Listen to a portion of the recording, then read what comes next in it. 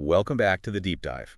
Today, we are going to really take a deep dive into the physiological changes that happen during pregnancy and as we age. Oh, this is going to be fun. I think our listeners are going to find this one super helpful, especially if they're nursing students or faculty out there, because these are two huge patient populations we see all the time in healthcare. Absolutely.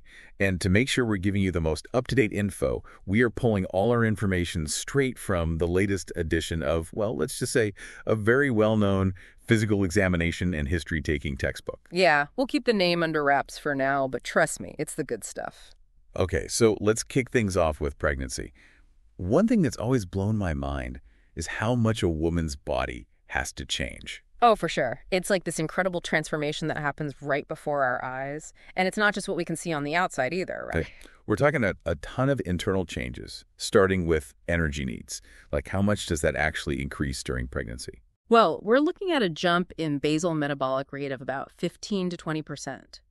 That translates to a significant need for extra calories, to keep things running smoothly. Okay, so how many extra calories are we talking about, like, per day? Is there a ballpark figure? Yeah, so in the first trimester, it's not a huge increase, like an extra 85 calories per day. Okay, that's manageable. But then as you get into the second trimester, it bumps up to about 285 extra calories per day. Okay, I see where this is going. And then hold on to your hats, because in the third trimester, you're looking at a whopping 475 additional calories per day. Wow, so all that eating for two stuff is really no joke. Nope, it's a real deal. The body is working overtime growing a human, after all. No kidding.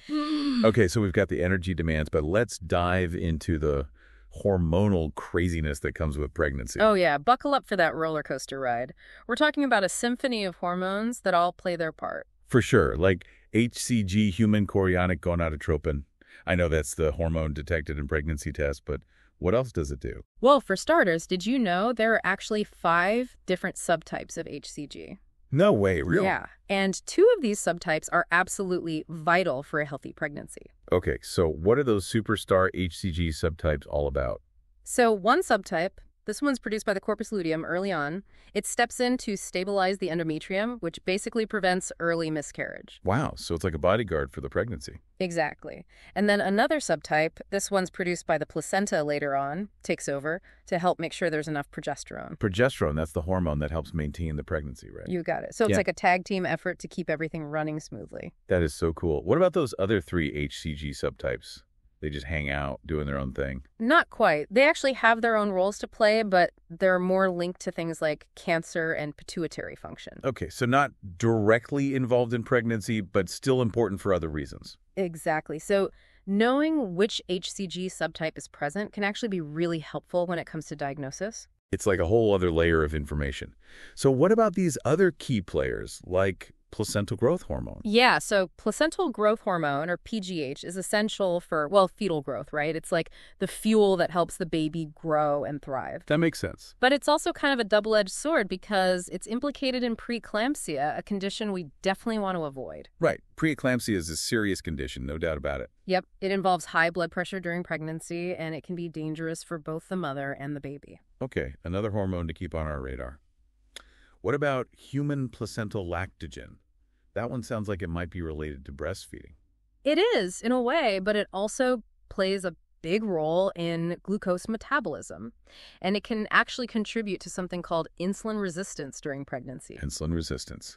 So does that mean a pregnant woman is more likely to develop gestational diabetes? You hit the nail on the head. And the thing is, gestational diabetes doesn't just go away after the baby is born. It can actually increase a woman's risk of developing type 2 diabetes later on. How much does it increase the risk?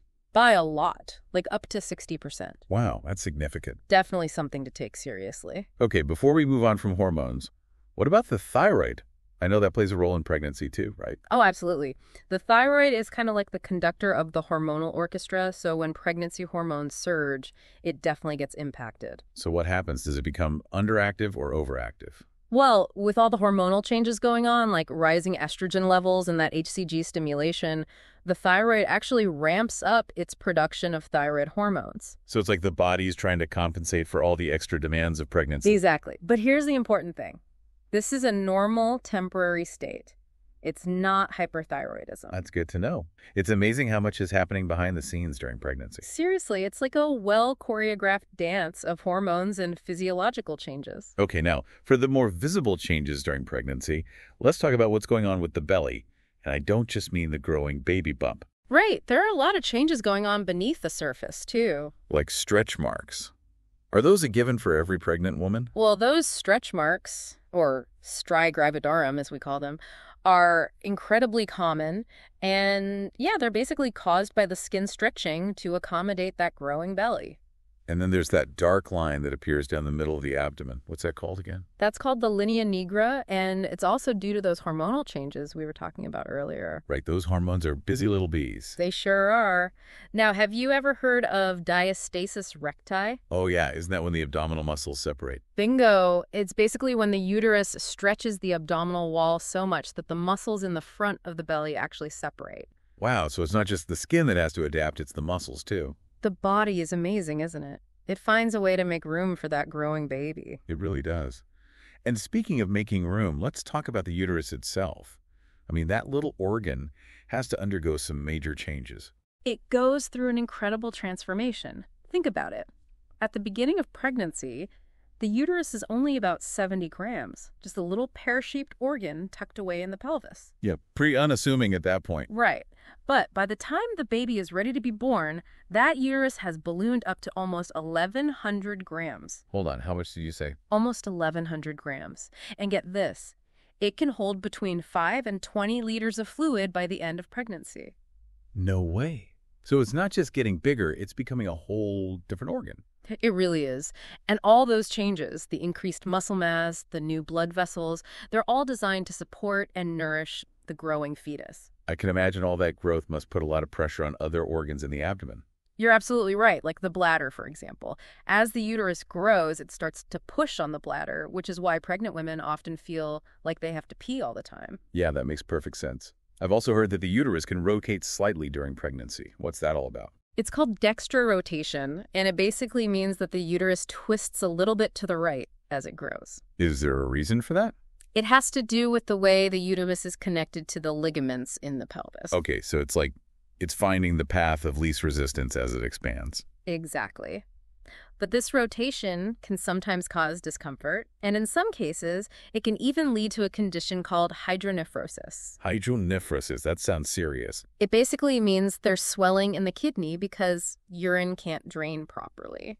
So it's definitely something we need to watch out for during pregnancy. For sure. Now, while we're talking about things to watch out for, there's this really helpful figure in my textbook. It shows the relationship between gestational age, how far along the pregnancy is, and fundal height. Fundal height, that's the measurement from the pubic bone to the top of the uterus, right? You got it. It's a simple measurement, but it tells us a lot about how the baby is growing.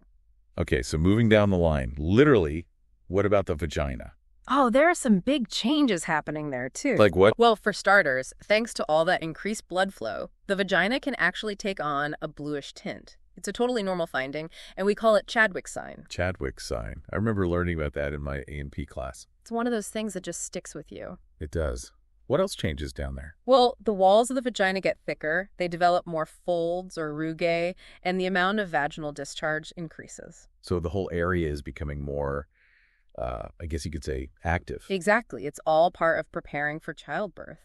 And speaking of preparation, the cervix, which is that lower part of the uterus, undergoes some pretty significant changes too. Like what? It starts to soften. We call this softening Hagar's sign. Another one of those classic signs. Yep. And the softening is important because it allows the cervix to stretch and dilate during labor. Right. It needs to be able to open up to let the baby through. Exactly.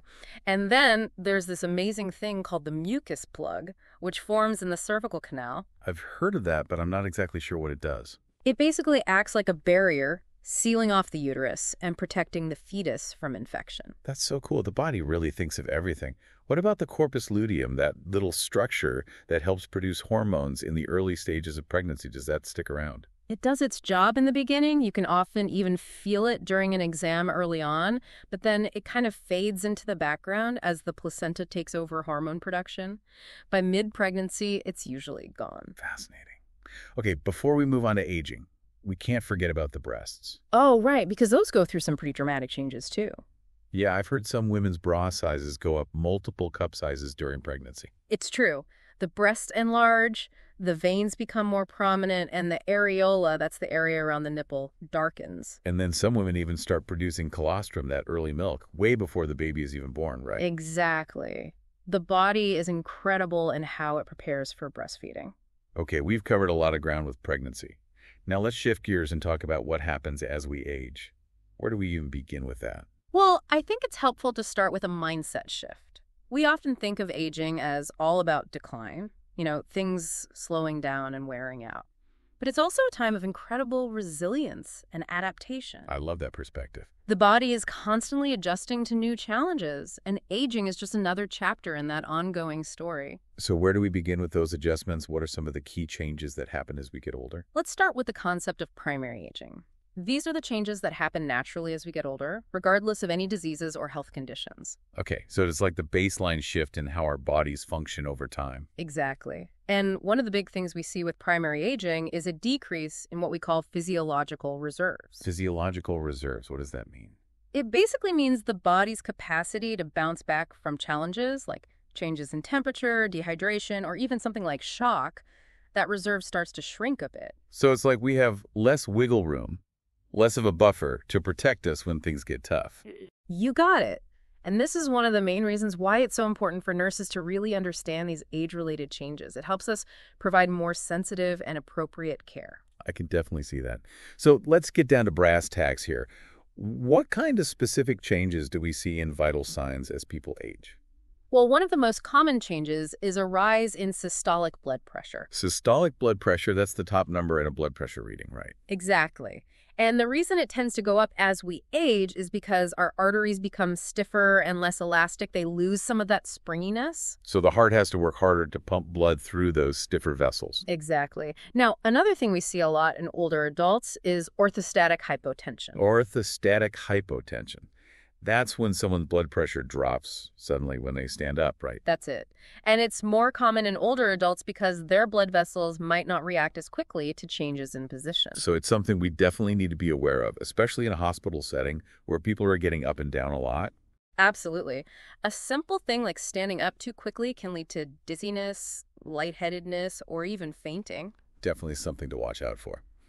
Okay, let's move on to the skin, hair, and nails. What kind of changes do we see in those areas as we age? Well, one of the most noticeable changes is that the skin gets thinner and loses some of its elasticity. So it becomes more delicate, more prone to injury. Exactly. And it also becomes less efficient at regulating temperature. Okay, that makes sense. What about those brown spots that some people develop as they get older?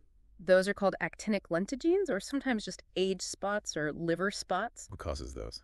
It's basically sun damage that accumulates over time. So wear your sunscreen, folks. What about hair changes?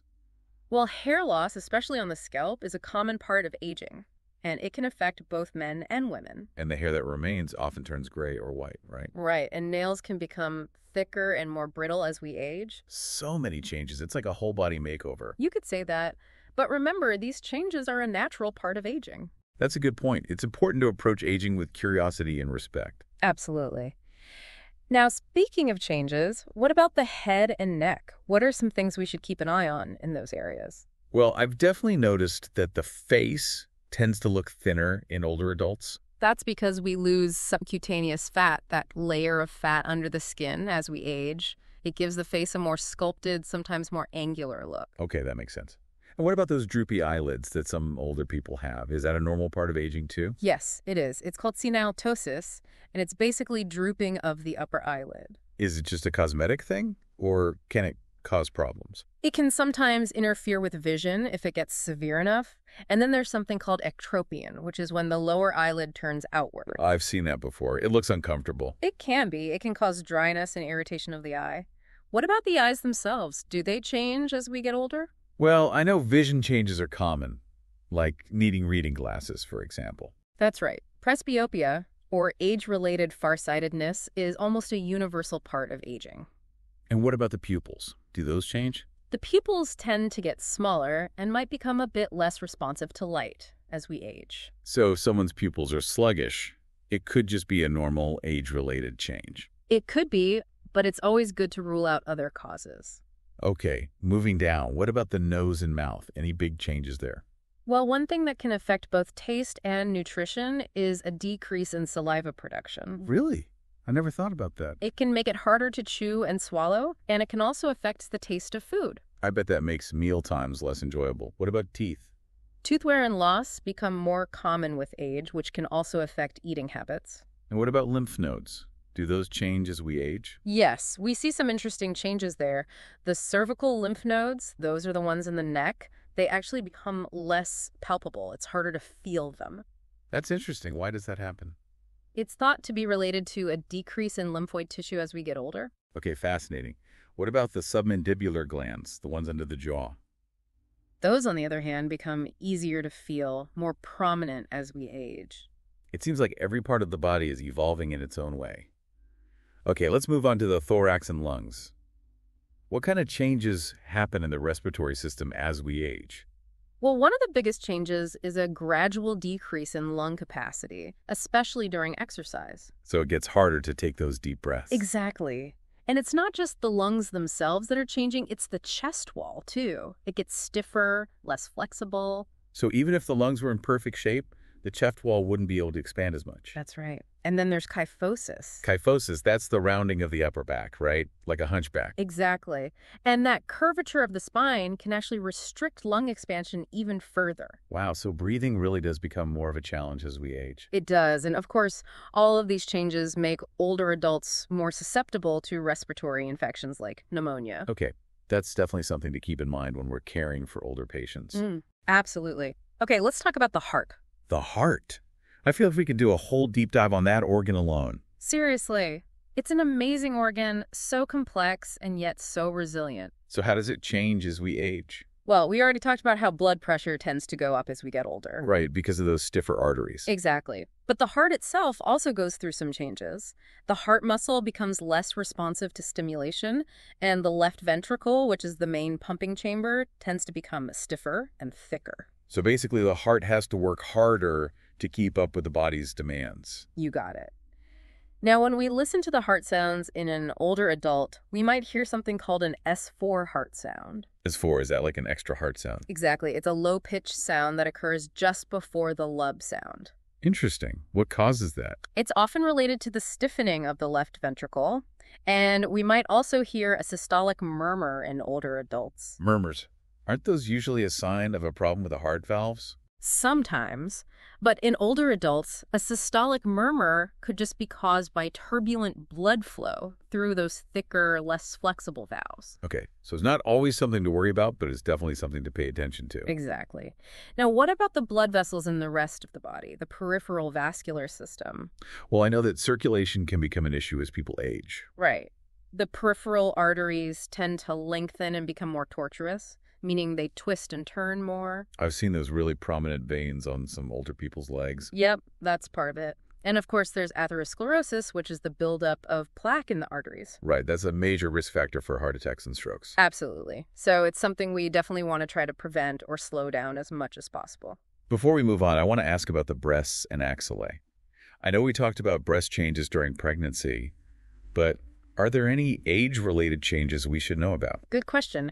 In women, the breasts tend to become smaller and less firm with age. So basically, gravity takes over. Pretty much. It's a natural part of aging, but it's important to distinguish these normal changes from any unusual lumps or masses. So regular breast exams and mammograms are still crucial for older women. Absolutely. Now, in men, we sometimes see something called gynecomastia, which is enlargement of the breasts. Gynecomastia, why would that happen in men? It can be caused by hormonal changes, certain medications, or even just being overweight or obese. So if we see breast enlargement in a male patient, it's important to investigate further. You got it. It's always better to err on the side of caution. Okay, now let's move on to the abdomen. What kind of age-related changes do we see there? Well, I know that a lot of people complain about losing muscle tone and gaining belly fat as they age. That's definitely a common observation. The abdominal muscles tend to weaken as we age, and we often see an increase in fat deposition in the abdominal area. So even if someone maintains a stable weight, their body composition might change as they get older. Exactly, and this is all part of the natural aging process. But here's something that's really important for nurses to know. What's that? Aging can actually make it more difficult to diagnose acute abdominal problem. Really? Why is that? Well, older adults might not experience pain as intensely, and their inflammatory response might be blunted, meaning they might not have a fever even if they have a serious infection. Wow, that's really important information. It is. So we need to be extra vigilant when we're assessing older patients with abdominal complaints, because even subtle signs and symptoms could indicate a big problem. Okay, I'm making a mental note of that. Thanks for the heads up. Of course, it's all about being aware of those age-related nuances. Absolutely. All right, so we've talked about some of the more general changes that happen as we age, but let's zoom in on specific organ systems now. What do you say we start with the genitourinary system? Sounds good to me. And I think it's a good place to start because, urinary changes are a big concern for a lot of older adults. Oh, absolutely. It's something that comes up all the time in clinical practice. Like, how often do you hear patients complain about having to pee more frequently? All the time. It's definitely one of the most common complaints. So what's going on there? Why do older adults have to pee so often? Well, it's kind of a multifactorial thing. There are a few things at play. One of the big ones is that kidney function gradually declines as we age. So the kidneys aren't filtering waste products as efficiently. Exactly. And one of the key measures of kidney function is something called the glomerular filtration rate, or GFR. GFR, I've heard of that. Yeah, so as we age, that GFR tends to go down, which means those waste products can start to build up in the blood. Okay, so that's one piece of the puzzle. What else is contributing to those frequent bathroom trips? Well, the bladder itself changes as we age, too. It becomes less elastic, so it can't hold as much urine as it used to. So it's like a smaller container and it fills up faster. Exactly.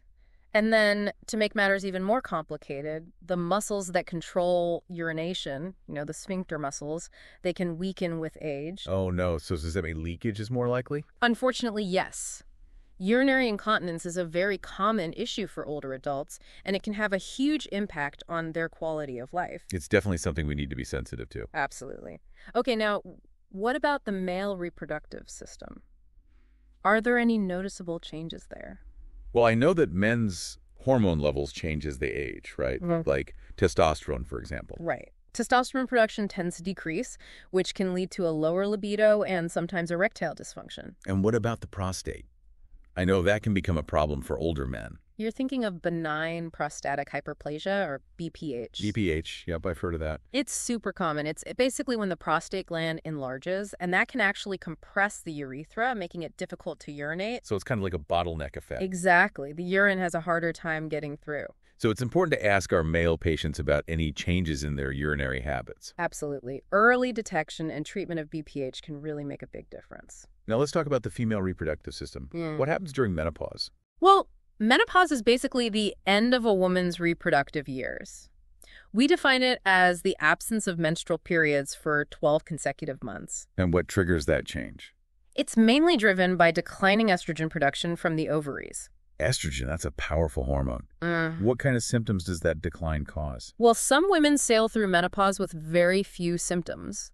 But for others, it can be quite a ride. Like what kind of symptoms are we talking about? The classic ones are hot flashes, those sudden feelings of intense heat, and night sweats, which are basically hot flashes that happen at night. Then there's vaginal dryness, which can make intercourse painful. Oh, right, because estrogen plays a big role in vaginal lubrication. Exactly. And then there are the mood swings, irritability, anxiety, even depression. Wow, that's a lot to deal with. It can be. And then some women also have sleep disturbances, difficulty concentrating, and even urinary issues. It sounds like menopause is a major life transition for women. It really is. And it's important for us as nurses to provide support and education to women going through this stage. Absolutely. Yeah. Okay, let's move on to the musculoskeletal system. One of the big things I think about with aging is bone loss. You're right. That's a huge concern. Both men and women lose bone mass as they age, but women experience a much more rapid decline after menopause. Why is that? Well, it turns out that estrogen actually plays a protective role in bone health. So when estrogen levels drop, bone loss accelerates. Exactly. And all that bone loss can lead to osteoporosis, which is a condition where the bones become weak and brittle. And that makes people more prone to fractures, right? Exactly. Osteoporosis is a major public health issue, especially for older adults. It's estimated that about half of all women and a quarter of all men over the age of 50 will break a bone because of osteoporosis. Those are some scary statistics. Yeah. So what can we do to prevent, or at least slow down, this bone loss? Well, a healthy lifestyle is really key. That means a balanced diet with plenty of calcium and vitamin D, regular weight-bearing exercise, and avoiding things like smoking and excessive alcohol use. And I know there are medications that can help too, right? Yes, there are. So if someone is diagnosed with osteoporosis, it's important to talk to their doctor about the best treatment options. Okay, good to know. What about changes in the joints? I know that arthritis is a common complaint among older adults. It is. The most common type is osteoarthritis, which is basically wear and tear on the joints. So the cartilage that cushions the joints starts to break down. Exactly. And it often affects weight-bearing joints like the knees, hips, and spine. And that causes pain, stiffness, and limited range of motion. You got it. So when we're assessing older patients, we need to pay attention to any limitations in movement or mobility. And encourage them to stay as active as possible within their limits to maintain joint health. For sure. Okay, let's shift gears now and talk about the nervous system. What happens to the brain as we age? That's a big one. I think a lot of people worry about losing their memory or their cognitive abilities as they get older. I understand that fear. But it's important to remember that not all cognitive changes are a sign of something serious. Okay, so what's normal and what's not? Well, there are some age-related changes in the brain, like a decrease in volume and a reduction in the number of neurons. So the brain actually shrinks a bit. It does, but here's the thing. Significant cognitive impairment is not a normal part of aging. We need to distinguish between benign senescent forgetfulness, which is that occasional forgetfulness that we all experience from time to time, and more serious conditions like dementia. Can you give me an example of what you mean by benign senescent forgetfulness? Sure, like forgetting where you put your keys or having trouble remembering a name. Those are things that happen to everyone, young and old. Okay, that makes me feel better. What about dementia? What are some signs and symptoms we should be looking for? Well, dementia is a much more serious condition. It's characterized by a progressive decline in cognitive function, and it affects memory, thinking, language, judgment, even behavior. So it's not just about forgetting things, it's about losing the ability to think clearly and make decisions. Exactly. And the early signs can be subtle. It might start with memory loss that disrupts daily life, difficulty planning or problem solving, confusion with time or place, changes in mood or personality. So it's really important for us to pay attention to those early signs and get our patients the help they need. Absolutely. Early diagnosis and intervention can make a big difference. Okay, what about changes in motor function? I know that older adults sometimes move more slowly or have trouble with balance. Right. Aging affects motor function in a number of ways. We see a decrease in muscle mass and strength, a slowing of nerve conduction, and those changes in the brain that we talked about can also affect coordination and balance. And I imagine that all of those changes increase the risk of falls. You're exactly right. Falls are a huge concern for older adults, and they can have very serious consequences. So what can we do to prevent falls in this population? The best approach is a multifaceted one. We need to assess for fall risk factors, make environmental modifications to reduce hazards, promote exercise and balance training, and review medications that might be contributing to falls. It sounds like caring for older adults requires a really holistic perspective, taking all of those interconnected systems into account. You hit the nail on the head. It's challenging, but it's also incredibly rewarding. I agree. Now, before we move on from this section, I want to touch on one more thing that we see in both pregnant women and older adults. Edema, or swelling. Oh, good point. It's definitely something we encounter frequently, but the causes and implications can be quite different in those two groups. Okay, so let's break it down. First, what causes edema during pregnancy? Well, it's often due to a combination of factors. Pregnancy hormones cause an increase in blood volume, which can lead to fluid retention. So the body is holding on to more water. Exactly. And then as that uterus gets bigger and bigger, it can put pressure on the veins in the legs, making it harder for blood to return to the heart. So it's like a traffic jam in the circulatory system. You could say that. And that can lead to fluid buildup in the legs and feet. Okay, that makes sense. So is edema during pregnancy always a cause for concern? Not necessarily. Mild edema, especially in the later stages of pregnancy, is pretty common and usually nothing to worry about. But sudden or severe swelling could be a red flag for preeclampsia. Right, that dangerous high blood pressure condition we talked about earlier. Exactly. So it's definitely something we need to keep an eye on. Okay, what about edema in older adults? Is it usually related to those same circulatory issues? It can be, but often it's a sign of an underlying medical condition, like heart failure, kidney disease, or liver disease. It can also be a side effect of certain medications. So if we see edema in an older adult, it's important to investigate further to figure out the root cause. Exactly. It's not something we want to just brush off. Okay, that's a good reminder. We've covered so much ground today, from the hormonal roller coaster of pregnancy to the age-related changes in different organ systems. But before we wrap up, I want to touch on one more topic: reflexes. Great idea. Reflexes can give us valuable insights into the health of the nervous system, and we definitely see some specific changes in pregnant women and older adults. So what kind of reflex changes are we talking about? Well, in pregnant women, we sometimes see hyperreflexia. Hyperreflexia. Does that mean the reflexes are too strong? Exactly. It means the reflexes are exaggerated or more pronounced than usual. Is that always a cause for concern? It depends. Mild hyperreflexia can be a normal finding during pregnancy, but if it's accompanied by other neurological symptoms like vision changes or severe headaches, it could be a sign of something more serious like preeclampsia. Right. We need to consider the whole clinical picture. Always. Now, in older adults, we often see the opposite. Reflexes become slower or less brisk. Why does that happen? It's primarily due to age-related changes in the nerves and muscles. Nerve conduction slows down and muscle fibers degenerate, so it takes longer for that reflex arc to complete. So it's like the communication pathways in the body are getting a little bit slower. That's a great way to put it. And those slower reflexes are often a normal part of aging. But it's still important to assess reflexes in older adults as part of a comprehensive neurological exam. Okay, so we're always looking for those subtle clues that can help us understand what's going on with our patients. Exactly. It's all about connecting the dots. It's incredible to think about all the changes we've covered in this deep dive. We've gone from the remarkable transformations of pregnancy to the fascinating and often overlooked changes that come with aging. It really is a testament to the adaptability of the human body, isn't it? It is. It's like this constant dance between adaptation and resilience. I like that. A dance of adaptation and resilience. It's a perfect way to describe it. Now, before we wrap things up completely, I think it would be good to circle back to something you mentioned earlier: reflexes. Oh, right. We were talking about how reflexes can offer insights into the health of the nervous system. And I know we see some interesting changes in both pregnant women and older adults. Exactly. It's one of those things that can sometimes be overlooked, but it can actually give us some valuable clues about what's going on with the patient.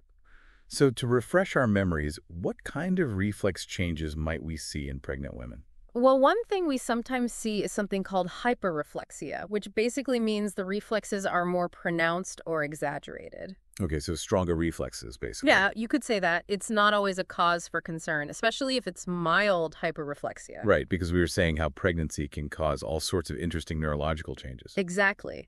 But, and this is a big but, if that hyperreflexia is accompanied by other neurological symptoms, like, say, vision changes or severe headaches, then we need to take it seriously. Because it could be a sign of a more serious condition, like preeclampsia, right? Exactly. So it's all about looking at the whole picture, considering all the pieces of the puzzle. Always.